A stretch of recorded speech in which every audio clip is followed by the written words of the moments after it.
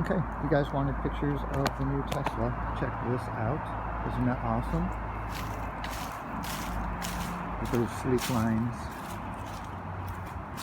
Looks pretty cool, doesn't it? Let's go inside and check it out. Okay, had to fiddle with the lock a little bit. Here we go. Pretty cool, isn't it?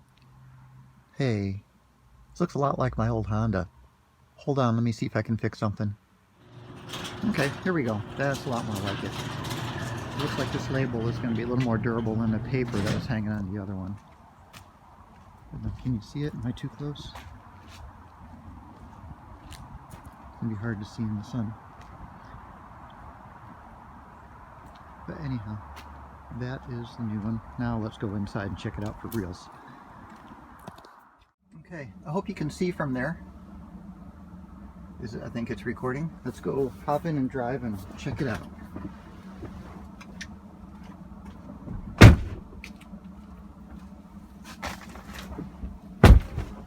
Okay, see if you can see what's going on. Steering wheel, turn signals, gear selector, everything else. Shows a little representation of the car, and it says a moving map. It's got all your controls across the bottom. You got your volume control, your defrosters, you got seat heaters, climate controls. There's a menu of options, wipers, camera, music, and car options.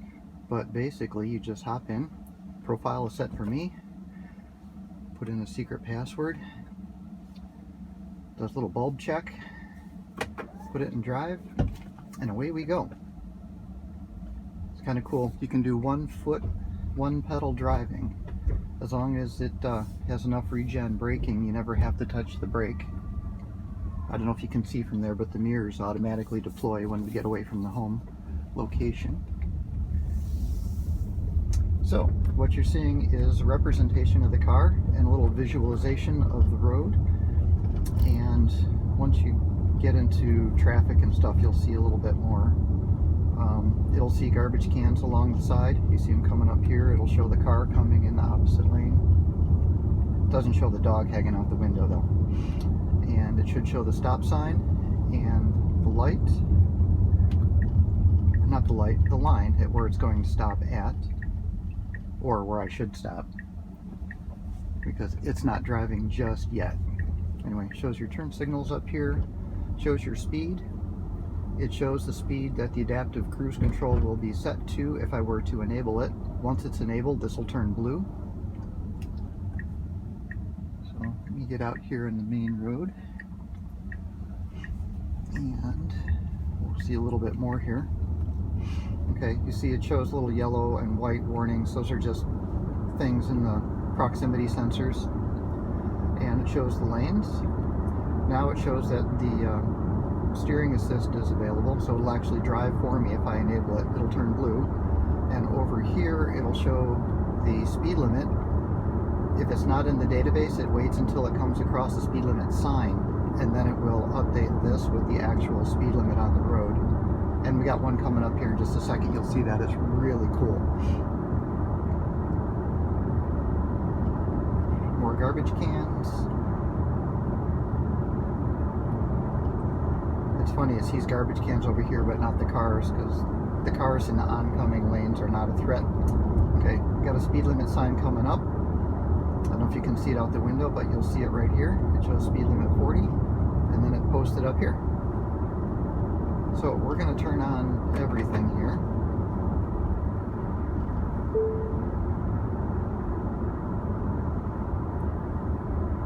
Okay, let me see if I can...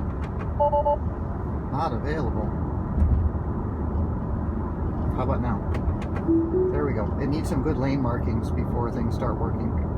So anyway, it's going to maintain our 45, and it lost the speed, or the steering. So anyway, it is now actually doing the steering. I'm supposed to hold on and provide resistance, but you can see if I let go, it'll still make the corners. And I'll straighten out here. It keeps it in the lanes. And basically the adaptive speed control will prevent me from hitting the cars in front, which I hope. It says 600 feet. it'll start braking, braking, braking. Please stop. It's kind of creepy. And it will stop by the red line. It does not have authority to go through traffic control signals yet on its own. So what happens is when the traffic in front of me moves, it will pull up to the line and stop unless I give it the authority to go through. So we'll see how that goes in just a minute.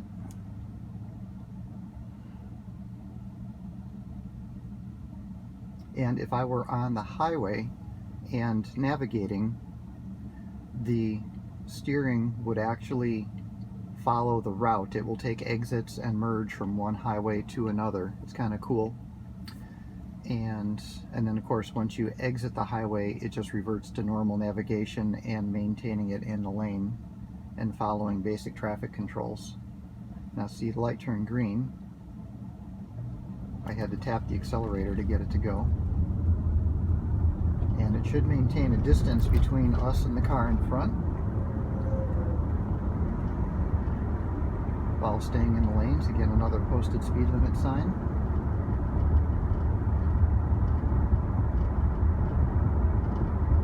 Now, for some reason, it didn't ask for, because it's following a car, it doesn't ask for permission to go through the light. It just assumes if the car is going through and the light is green, it's going to go through.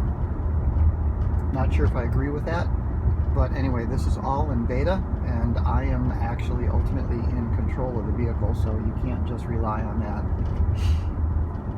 So here's a cool thing. I'm going to put on my turn signal. It's going to verify the lane is good. It's going to move in, and it's going to just merge right over, all on its own. Probably pissed off the guy behind me, but too bad. So now it'll stay in this lane. And when you're on the highway, it'll actually change lanes on its own if the guy in front of you is going so slow that it will delay you by 10 minutes or more. Haven't actually experienced that yet, but we'll get there.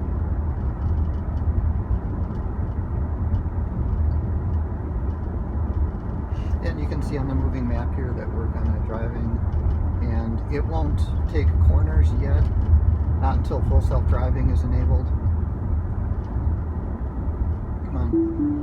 Okay, I had to take over. It saw the traffic lights for the crosswalk, and it thought it was what do you call it? Thought it was a traffic light, not in the database. So anyway, I'm going to cancel the speed controls. I have to turn here. But yeah, it'll stop for stop signs and traffic control unless you tell it to go through. And it saw the traffic lights, or what looked like them, and they weren't in the database, so it got confused and tried to just stop the car. So I had to take over. So anyway, it learns, but I'm in control. I know where I'm going, and that's pretty much it.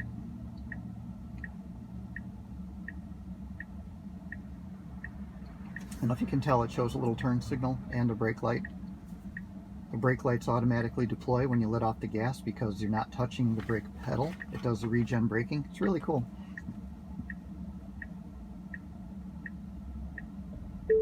And it chimes when the light turns green just to give you little reminders like, hey buddy, get going.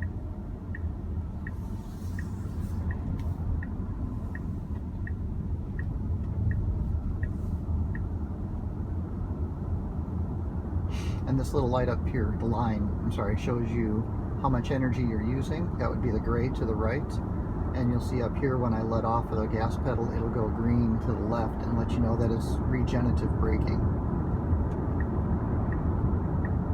So I'm letting off the gas. You can see it's using a lot of regen braking there.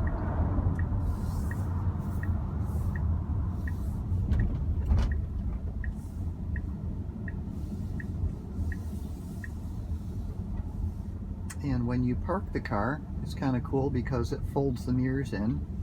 And also when it's at the house, it knows the GPS location. It'll automatically fold the mirrors when you pull in the driveway for getting in the garage. And I don't know if you can see it there now, but when you put the car in reverse, it tips the mirrors down so that I can actually see the lines in the parking lot for backing into a spot. But of course you have the camera too. And it shows this little visualization. It's kind of neat. I don't know if you can tell, but you can see the wheels turn here.